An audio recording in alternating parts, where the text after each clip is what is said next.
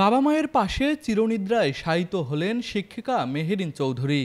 উত্তরা দিয়াবাড়ি এলাকায় milestone school and college ক্যাম্পাসে বিমান বাহিনীর একটি প্রশিক্ষণ বিমান নিয়ন্ত্রণ হারিয়ে বিধ্বস্ত হয়।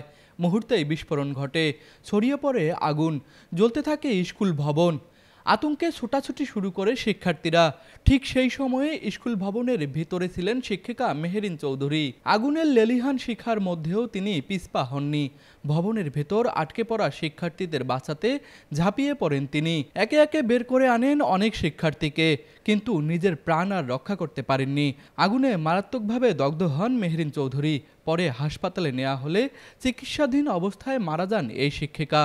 তিনি এই বিমান দুর্ঘটনায় যে তিনি আক্রান্ত হয়েছে, তিনি নিজের জীবনকে সেভ করতে পারতেন, সময় সুযোগ ছিল, কিন্তু একজন যে আদর্শ শিক্ষিকা ছিলেন তিনি নিজের জীবনকে বাজি রেখে 20 থেকে 25 জন শিশুকে তিনি সেভ করছেন, তাদের জীবন বাঁচিয়ে রেখেছেন। তিনি নিজের পরিবার, স্বামী, সন্তানদেরকে না তাকিয়ে শিক্ষার্থীকে আপন মনে করে ওনাদেরকে সেভ করতে গিয়ে তিনি তার জীবনকে বিসর্জন দিয়েছেন। মাইলস্টোন স্কুল অ্যান্ড কলেজের শিক্ষিকা, আমরা দুঃখ প্রকাশ করছি, আমরা সবাই গভীরভাবে সমবেদনা জ্ঞাপন করছি। সেই সাথে মাইলস্টোন স্কুল অ্যান্ড কলেজের যে সমস্ত শিক্ষার্থী অকালে ঝরে গেল, এর জন্য আমরা দুঃখ প্রকাশ করছি। আমরা সকল সন্তপ্ত পরিবারকে সমবেদনা জ্ঞাপন করছি। ব্যথা, এই দুঃখ মানে সহজে ভুলবেন নয়। জাতি তথা বাংলাদেশের মানুষ, বিশেষ করে আন্তর্জাতিকভাবে এটা একটা দুর্ঘটনা, এটা সবাই আর কি দুঃখ প্রকাশ করছে, শোক প্রকাশ করছে। নীলফামারীর মেয়ে হিসাবে খুব আমরা ওনার জন্য গর্ববোধ করতেছি, কারণ উনি শেষ নিঃশ্বাস পর্যন্ত এ যুদ্ধে নিজের জীবনের পরোয়া না করে অন্য 25 জনের বাচ্চার জীবন বাঁচিয়েছেন। এর জন্য আমরা নিজেদের প্রতিষ্ঠানে আমি অন্তপক্ষে গর্ববোধ করতেছি ওনার মতো একজন সভাপতি পেয়ে। আর ওনার পরিবারের জন্য এবং গ্রামের জন্য এতটুকুই বলবো যে আমরা তো গভীরভাবে শোকাহত, এবং ওনার পরিবারের জন্য আল্লাহ সেই তৌফিক এবং ধৈর্য ধারণ করার ক্ষমতা দান করেন।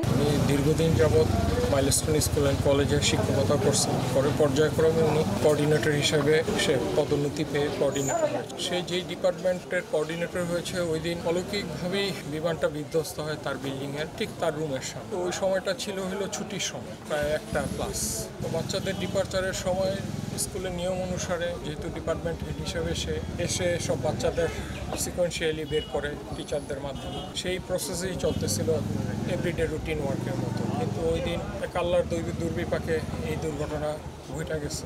সেই ক্ষেত্রে আমার সহধর্মিণী হিসেবে বলবো সে খুব স্ট্রং মাইন্ডেড ছিল, ঠিক আছে। সে সর্বোচ্চ চেষ্টা করছে।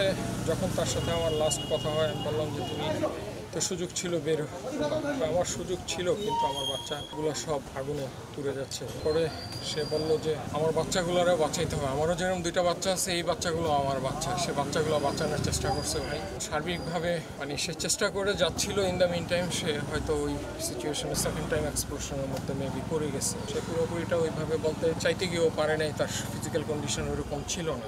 সে বলল যে বলল যে আমি হয়তো বাঁচবো না, তোমার সাথে আমার এই শেষ দেখা, ক্ষমা করে দিই। এই ভাই তো সে একজন নারী হিসেবে খুবই স্ট্রং মাইন্ডেড ছিল। সে শেষ মুহূর্তে বুঝতে পারছিল যে সে আর ক্যাম্পে করবে না, সে বুঝেই গিয়েছিল। তখন সে সবার কাছে ক্ষমা চেয়ে নিয়েছে। আমার হয়তো ক্ষমা চায়নি বা সবাইকে বলো যে আমার জন্য দোয়া করবে। নীলফামারীর জলঢাকার বগুলাগাড়ি স্কুল অ্যান্ড কলেজের পাশে পারিবারিক কবরস্থানে বাবা মায়ের কবরের পাশে দাফন করা হয়েছে রাজধানীর মাইলস্টোন স্কুল অ্যান্ড কলেজের শিক্ষিকা মেহেরিন চৌধুরীকে। গতকাল বিকেল 4টা নাগাদ তার দাফন সম্পন্ন হয়। তিনি ছিলেন নীলফামারীর জলঢাকা পৌরসভার 3 নম্বর ওয়ার্ডের বগুলাগাড়ি চৌধুরী পাড়ার মরহুম মুহিত চৌধুরীর মেয়ে। নীলফামারী প্রতিনিধি তাহিরুল ইসলামের পাঠানো তথ্যচিত্রে তুষার আচার্য, ডেস্ক রিপোর্ট, RCTV।